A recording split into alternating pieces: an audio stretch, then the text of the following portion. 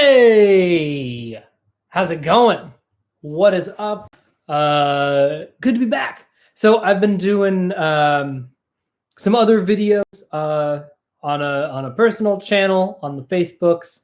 If you follow me on Facebook, you'll see sort of they're like OP videos, but not really. Like they're not as explicitly parts oriented. I may throw in the words blast and consume, but they're just talking about like day-to-day struggles, what we're all going through right now with this COVID-19 nonsense. So I wanted to get back to some real OP partsy sort of stuff, but still within the context of all the stuff we're going through now, because I think it's on a lot of people's minds. It's certainly on my mind.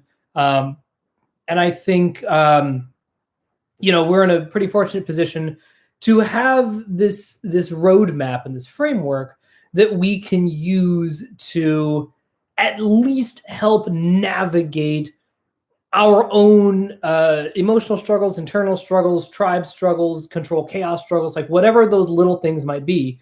We can at least go and say, okay, right, I'm having a little bit of a decider swing right now. How can I correct for that, right?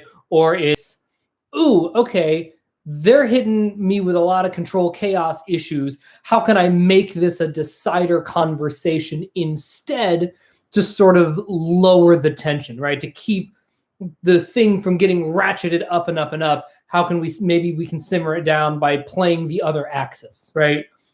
Lots of different ways that you can use OP in trying in difficult times. But the one that I want to talk about today is Save Your Play Demon Sleep. And I was wondering what to call this video to make it catchy, because it isn't just sleep last struggles, right? It is not just people who are sleep last, who are, struggling with these things that we're struggling with, right? With like the working from home and the weird, you have to stay inside, except the same elected officials and the medicine people, doctors, they're called doctors, Raja, like are saying, only leave the house unless it's absolutely necessary, but feel free to go on hikes. Stay at home, but support your small, your local business restaurants and get takeout food from them. Grocery stores are limiting the amount of food that people can buy, which is fantastic. I think it's really important that they do that, right? To ration it a little bit right now. And honestly, if we rationed it for a little longer, I don't know that it would be the end of the world. I just don't. That being said, if you are preventing people from stocking up, understandably, it means they have to be out more often, right? So, and there's been some discussion of like, well, what does flattening the curve really mean? I heard a great thing today of like, the goal of flattening the curve is not to prevent illness. The goal of flattening the curve is to minimize the number of people who are sick at any given time, and to oh God, you know what? I'm gonna find it because my buddy said it like so perfectly. Right. It doesn't mean that fewer people get sick. It just means it takes longer for all of us to get sick. Right. And that's, I wish more people understood that. I wish I understood that more than an hour ago, because I think it's just brilliant and like exactly how we should be looking at this. But all of that being said, a lot of the struggles that we are feeling, at least here in America right now, are not so much the struggles of the individual high play, low sleep, but the cultural expectation of high play and low sleep. And, look, again, as I have said in numerous videos before, one of the biggest reasons that I left New York was because I knew that I needed to work on sleep, that was like the next stage of my life, but I didn't know how to work on sleep in New York City, literally the city that never sleeps, right? And again, there were a number of other things, but like that was the big thing in OP terminology of like, I need a place to actually work on sleep where I won't be punished for sleep. And I won't be punished for like kind of inefficient, suboptimal version of sleep, right? And that place is not New York. It just isn't. And sort of looking back on that, I sort of see the people who I know who have like really, really thrived are people who are extraordinarily efficient at sleep energy. Like, it's kind of remarkable when I watch the people who, now again, a lot of them grew up there. Many of them are Savior Sleep, who I'm thinking of, who are able to really ride it out. It is weirdly a city that rewards high sleep on an individual level. Like if you have high sleep, like one person I'm thinking of in particular is, I don't actually know what type I've been trying to type her for like years. I kind of have no fucking idea. I know she's an IP. Let me put it this way. I am positive that she is a decider. Like she is a decider to hell with Blast and Play in her top 3. Right? But I think she's an IP. I've just gotten a lot of IP vibes from her over the years. But anyway, the point is she has a good amount of sleep energy. And what she's able to do is really just balance, oh, it's shutdown time. I'm going to not care about what other people want of me right now because I'm not looking at my phone. And she just does that for like 3 days at a time, and then she'll come back like nothing ever happened. There is not this apology of like, listen, I'm going through some stuff. I'm feeling some things. I'm going to be offline for a while. If I don't respond, it's nothing personal. But that's just what I got to do for me right now, right? There's none of that, which is what I would do when I have to go off the grid. But she'll just like do it for a couple of days, and then she'll come back. Yep, cool, right? But I think about sort of our culture of high play here in America, and it sort of manifests in 2 ways, right? So there's the cultural energy of expend energy first, especially now with the internet. The idea of you need to take responsibility for expending energy, and more specifically, expending more energy than your neighbor, right? It's that sort of keeping up with the Joneses mindset. Oh, the Joneses got a new car. Oh, yeah, because Doug Jones just got that fancy new job. Hey, why haven't you gotten a fancy new job? You've been at that same job for 4 years. Why haven't you put in for a promotion yet? Right? It's that kind of energy that has done a lot of great things for America. It's done some not so great things for America, right? Like it really is a double-edged sword, two-sided coin, whatever metaphor you want to use. But that is the energy of America, right? I just am going to keep quoting Hamilton in a lot of these videos. It's just what's going to happen. Like we are a young, scrappy, and hungry country. Like that is our cultural energy as Americans, simply by virtue of the fact that we are a young country.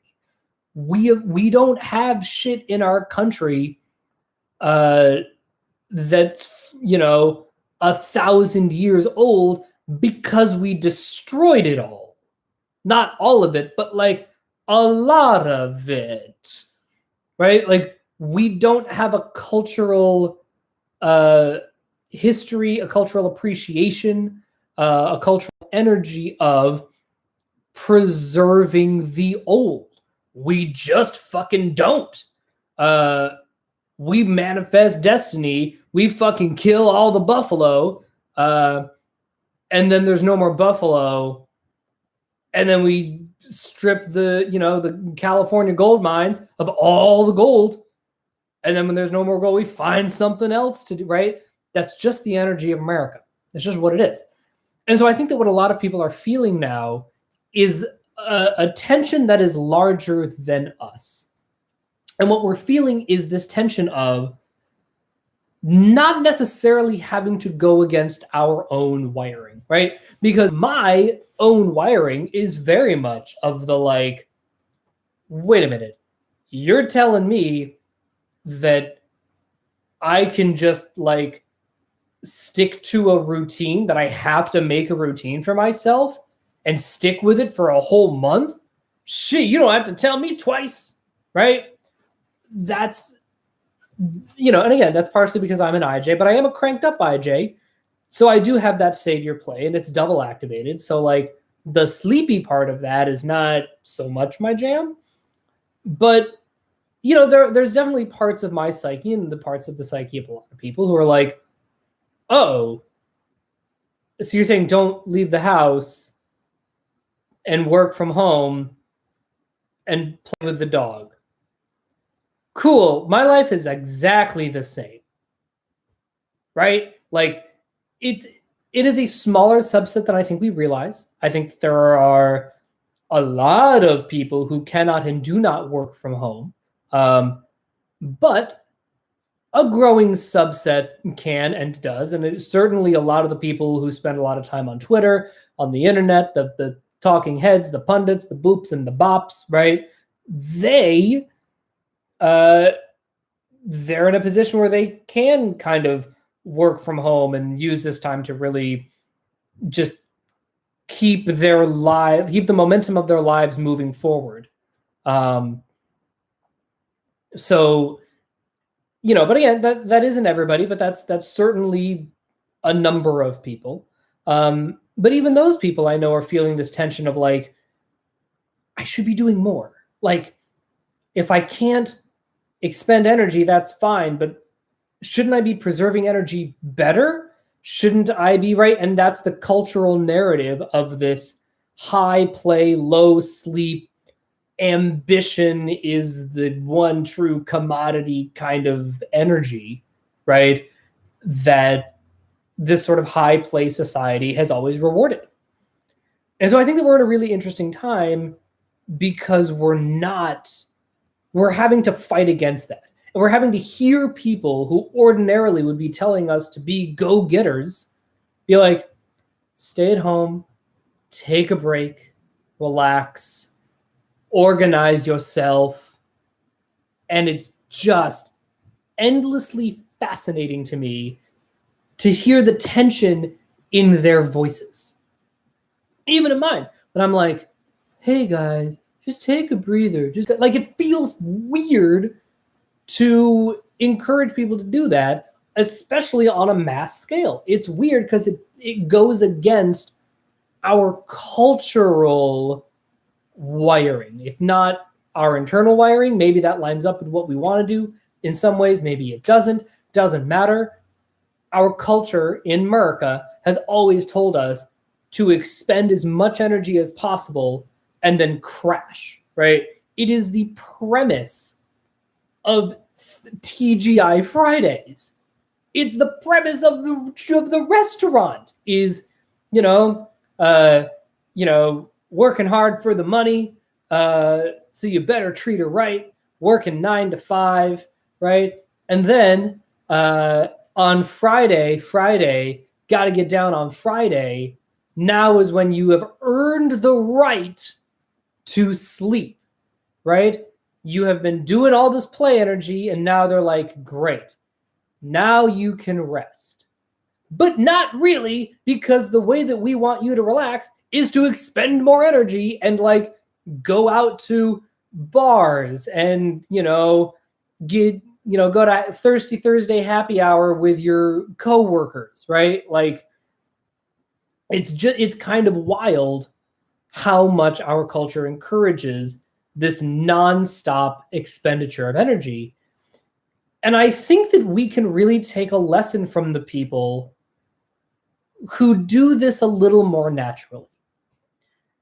And part of that is absolutely like there is a privilege component. I don't want to deny that. But I think that there is an equally large component that comes down to people with high sleep naturally don't care as much about the validation cookies from the tribe.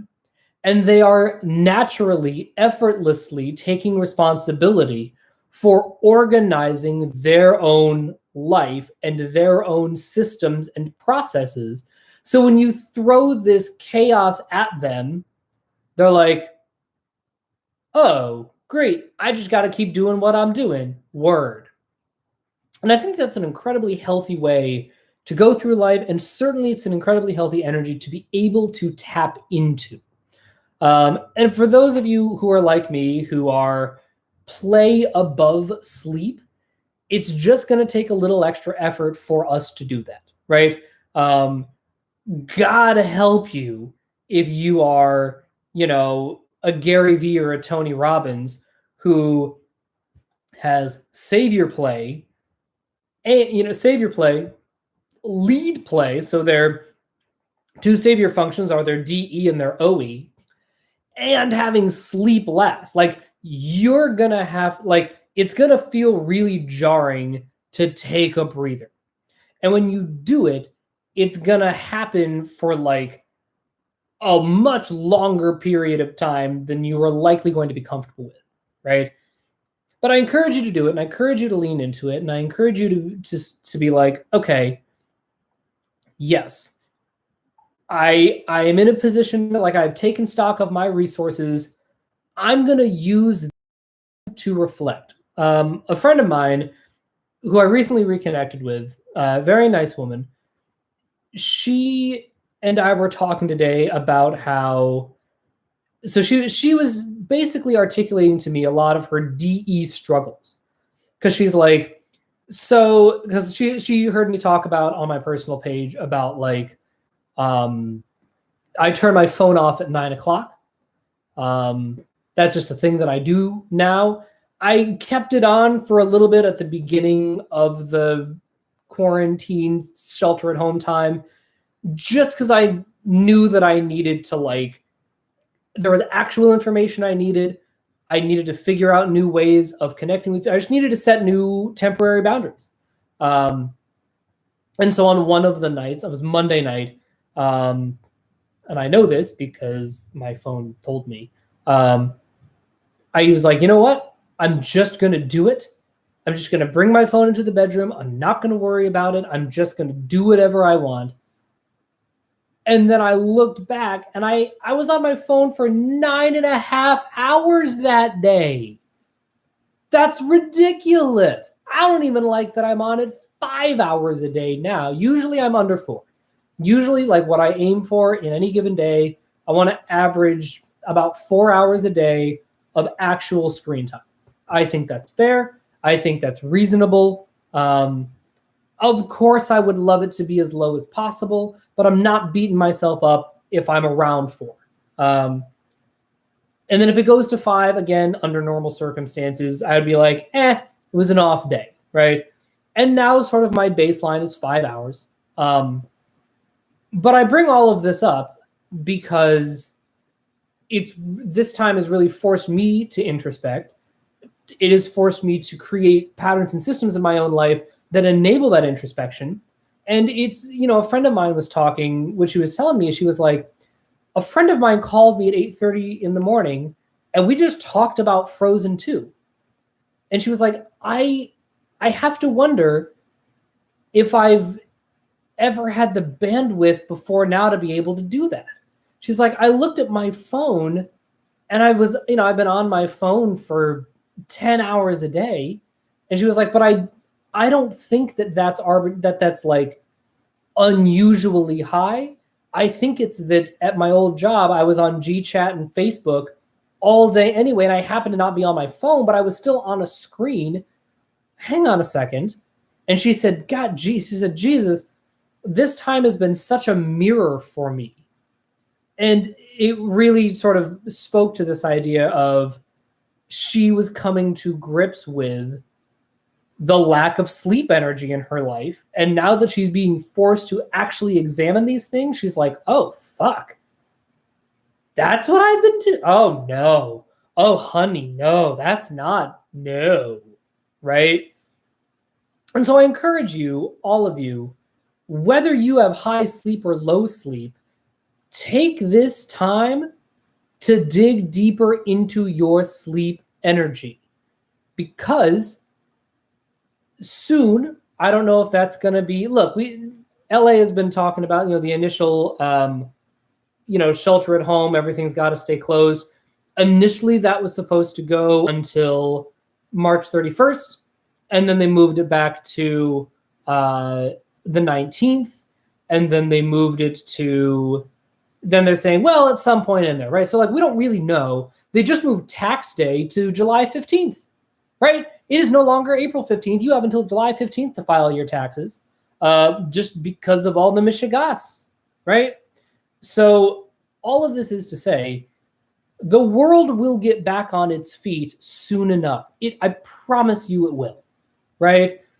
I promise you the world is going to be hammering at you from all angles soon enough. So use this time to dig into your sleep. We have a gap right now. A friend of mine said, imagine that the week between Christmas and New Year's lasted a month. I think that's really true. Whatever productivity you think others are expecting of you, you're just not going to hit it. That's not the reality of right now. So do what you can. Be honest about what you can realistically accomplish, and then use that other time to dig into your sleep. Fuck it. Reorganize your bedroom. I don't know. Mix some shit up. Go through your closet and donate some stuff to Goodwill. I'm looking around my apartment for inspiration, if that's what you're wondering. One thing I've really been trying to do, and I'm going to hopefully do today more of, is just deep cleaning the shit out of my apartment. Getting the mop and the Swiffer. I did the laundry. Let's maybe move some furniture. Let's vacuum under that couch, right? Doing all of these things that you ordinarily wouldn't feel that you had time for because the outside world is pressuring you to believe that you never have time for it. Now you do. This is it right now. Now is the sleep time. Do the sleep thing. Because once we get out of this, the rest of the world is going to try to go back to business as usual. And the onus is on all of us to be able to go, hang on, during this time of introspection, I set limits for myself and I set boundaries and I self-parented. So no, I will be turning off my phone at 9 p.m. Sorry if you want to get in touch with me after 9 p.m., but that's just a thing you're going to have to deal with if you want to be my friend. That's just a thing. I'm not late night texting anymore. It's just not a thing. Look, and maybe that boundary will change in the future, but for right now, I like it a lot. I think there is nothing productive that I do on my phone after 9 p.m. There just fucking isn't. I don't know what to tell you. Nothing productive happens, right? It's fun. I talk to my friends. I surf the internet. I do whatever, but I'm not actually doing anything during that window of time that cannot also be accomplished in the other 21 hours out of the day, right? That time from 9 to midnight. All the things that can be accomplished can be accomplished through other times of the day. Minor caveat, I realize that there is that's when people are loose and feeling more open and vulnerable and those kinds of conversations. Totally get it. I'm working out how to incorporate that into the other 21 hours of the day. But that is a thing that I have realized in all of this, that no. I don't care if the world's on fire. Your phone is off at 9. That's just the rule, right? And I'm grateful for the opportunity to be able to invest that heavily in sleep energy, because I know that when I come out of this, my impulse is going to be to throw everything I've learned out the window. And I encourage all of you not to do that. And I'm going to try to do the same. All right. That's all I got for today. Thank you so much for listening. Be sure to like and subscribe, join the Facebook group, check out Objective Personality if you have not already. And I will talk to you guys later. Bye.